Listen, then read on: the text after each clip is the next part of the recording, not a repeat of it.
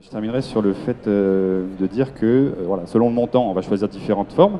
Donc le don sur les petits montants, le prêt pour les montants intermédiaires de quelques dizaines à quelques centaines de milliers d'euros, l'investissement au capital, toujours en crowdfunding sur Internet, on peut aller jusqu'à 2,5 millions et mettre quelques co-investisseurs. Donc selon le type de projet, ça va être plus ou moins adapté. Effectivement, le don, ça ne va pas fonctionner pour le foncier parce que les montants sont trop faibles. Le prêt non plus. Par contre, l'investissement en capital peut être utilisé pour le foncier. Pour l'immatériel, tout fonctionne. Et en général, pour le matériel, le prêt, j'ai pas mis de plus parce que souvent, sur le matériel agricole, la banque prête à des taux assez compétitifs. Il faut savoir que sur le prêt en crowdfunding, les taux sont un peu plus élevés que ceux pratiqués par la banque dès lors qu'il y a des actifs tangibles sur lesquels la banque prend des garanties. Et donc ça, c'est le périmètre crowdfunding. En dehors de ce périmètre crowdfunding, donc le financement participatif sur Internet, on a aussi les GFV dont on a parlé, alors là, pour le coup qui sont 100% adaptés pour le foncier et uniquement le foncier. Je rappelle que le F de GFV c'est foncier, donc c'est vraiment pour le foncier, ça tombe sous le sens, mais il faut quand même le rappeler. En parallèle de ça, il ne faut pas oublier que la dette bancaire, et l'argent est pas cher en ce moment, donc il faut en profiter. Alors, ça ne marche pas pour tous les projets, mais dans tous les projets, nous on mélange de la dette, puisque l'argent est pas cher. Les banques sont souvent maintenant un peu plus disposées à prêter dès lors que le projet est solide. Et en complément de ça, on peut aussi avoir sur des projets de plus grande ampleur des investisseurs institutionnels, qui peuvent être des compagnies d'assurance, des fonds d'investissement, et parfois des investisseurs stratégiques. Ça peut être des acteurs de la filière, qui sont soit des distributeurs, soit des metteurs en marché, qui peuvent avoir la volonté de s'investir en amont pour garantir leur sourcing, par exemple. Donc ça aussi, on peut orchestrer tout ça. Et en conclusion, vous oubliez d'ajouter quelque chose? Simplement, on le lit en ligne, ce tableau, on peut aussi le lire verticalement et combiner les diverses modalités parce qu'effectivement, elles cèdent les unes les autres. Le don est assimilé par le banquier à un apport en fonds propres. Donc on a comme ça toute une logique où on peut empiler les étages. C'est vrai, c'est une belle remarque, merci.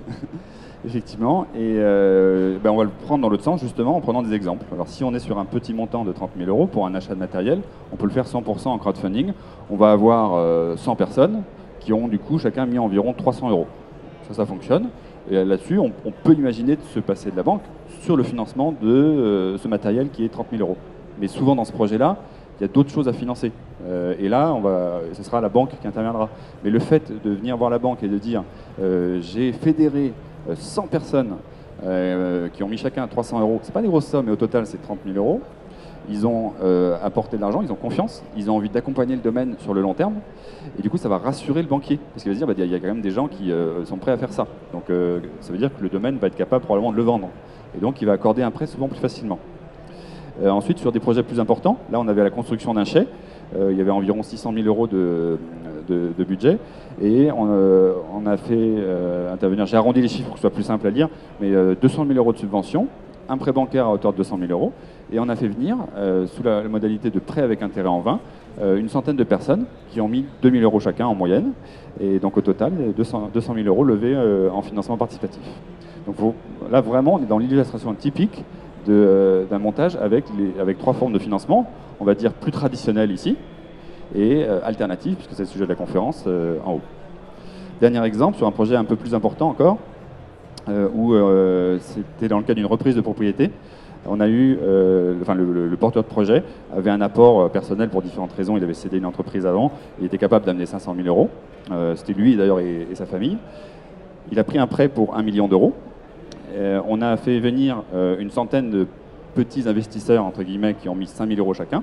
Et eux, typiquement, ils ont eu des avantages fiscaux à l'investissement. Donc 500 000 euros. Et ensuite, on est allé chercher via nos réseaux dans les banques privées, dans les family office, donc des investisseurs patrimoniaux qui ont des gros montants à investir. Et on en a eu besoin de 5 personnes pour réunir 1 million d'euros. C'est pas du tout le même ticket. Vous voyez, 500 000 euros avec 100 personnes, c'est des petits tickets à 5 000 euros.